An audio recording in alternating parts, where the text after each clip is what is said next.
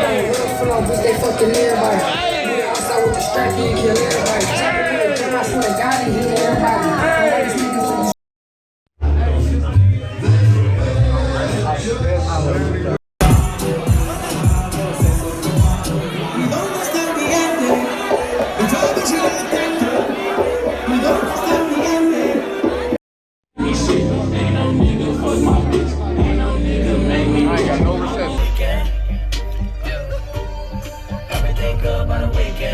It's the weekend.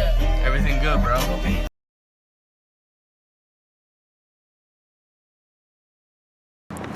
Alright, so I'm walking to the party store, and this recap here I'm gonna do for this vlog of mine. It's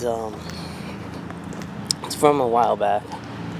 Say, hold on, let me see, like 4 years ago, a little bit more than that, but it's more of like, you know, a nostalgic feel to these vlogs and things. So basically what happened here is I have the text messages from like that day and like the guy who hit us up for like this event, but no story, no recording of it.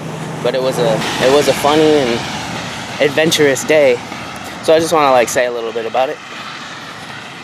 So what happened was, I don't know if it was after our performance that'll be in the next vlog, or before, or in between the qualifying performance and the other performance. But either way, this guy hits us up. Actually, he didn't hit me up, he hit my buddy Simply up, or Aiden, and messaging him about doing this rap contest, like this freestyle contest in New York, and he would drive and all that stuff, but we just had to put like a down payment on it or whatnot.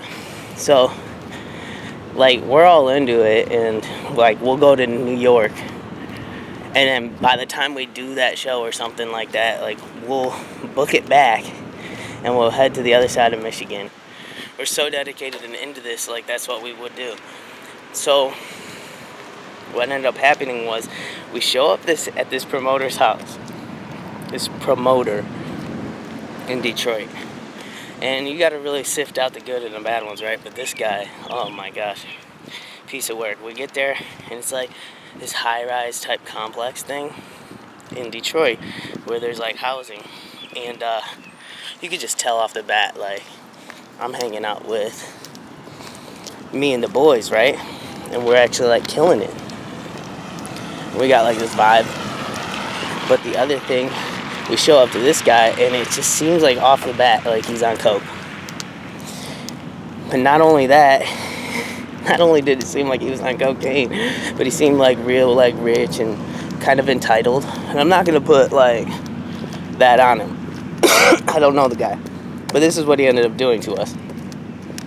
So we're like, basically, for some reason he's walking around the building and like calling somebody. So at this point I'm thinking we're gonna get jumped.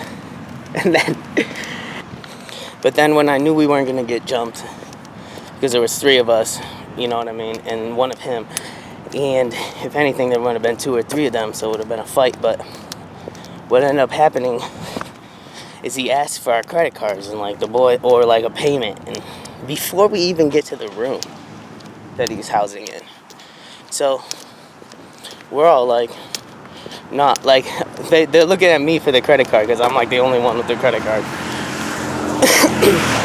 And I'm not gonna give this guy my credit card. I'm smarter than that. Like, so instead of doing a payment and then like getting ripped off, he asked for it like 3 more times.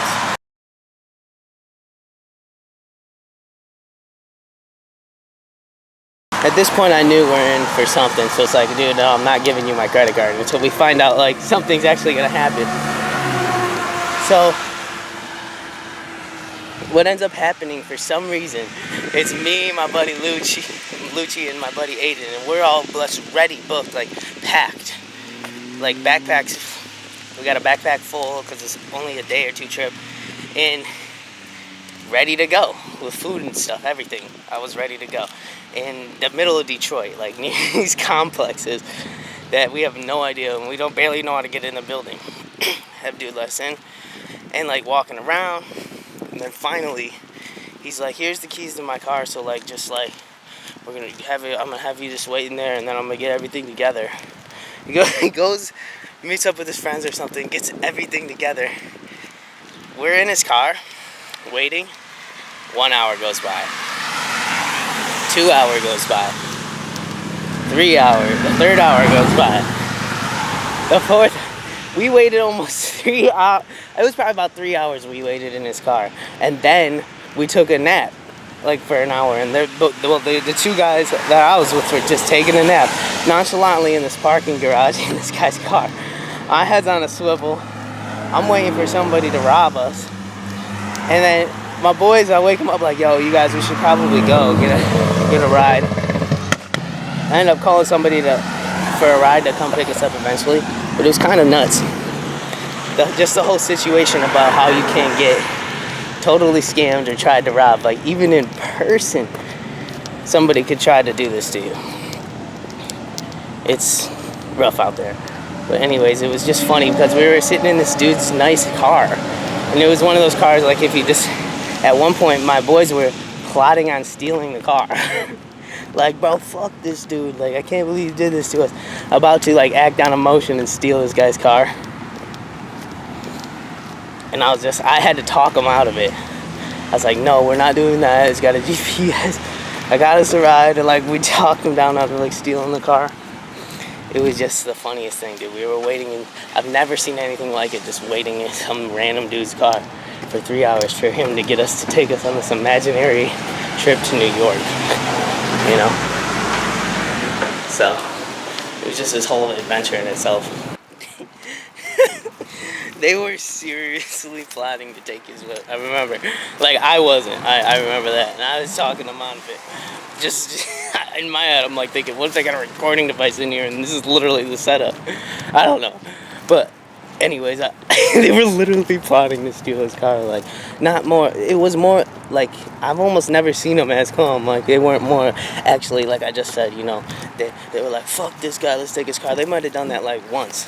But then after that, they were like seriously like, oh, if we do this, like let's see where the GPS system is. And it was all calm talk, like we were for real debating on it for what this dude did to us.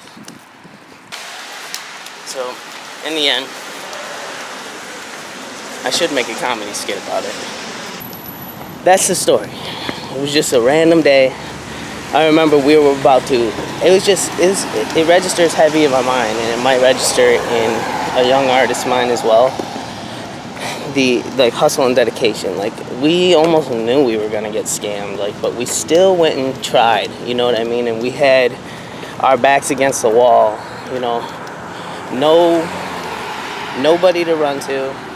We just had a couple dollars in a drink. And we tried to go to New York on it, in some random dude's car, to try to do this event that he knew about, you know what I mean? And in the end, it was worth it. That night, having to call that person that I knew pick us up in the middle of the night, like, it was like 1 a.m. by the time this dude stopped shitting us around. And it may have been like 2:33 a.m., you know, in the middle of Detroit in a parking garage, just sleeping in some random dude's car like that. And I had to have someone pick me up from there at that late time. Like, it's just a funny story. It's how you can get almost caught up, but at the same time, take risks. You know what I mean? Those risks are the things that I just remember the most in my life, because not only did they create a little bit of element of fear, there was adventure, and there is and always is like that bond of friendship, is you've got those people with you to go through it. I mean, it's something that I definitely had cherished. But honestly, in the end, I really wish that we would have had that trip to New York, because that trip would have been so fun. It was like a rap contest, that, unless it was just a fake contest that he made up, which was probably the case, in order to get us there, to take our money. But anyways, take those risks, but be safe. I guess that concludes this vlog. It's not much, you know, in my head it seems like a crazier story than it really was. It was just like we just got scammed. This cokehead look type of guy who really was like, we rotated the building 3 times. I remember walking past this area 3 times. Obviously scam, obviously set up, and we didn't fall for it and sat in his car like for a while until I figured it out that he ain't showing up, and we never heard from that guy again, ever again. He didn't apologize. He didn't text us in the morning after his coke binge and alcohol deposits. Anyways, that's the Tweakleaks, man. The next one should be fun. That's when we go over to the west side of Michigan and do a performance there. So make sure you guys tune in for that one. I'll see you until the next time. All right, peace.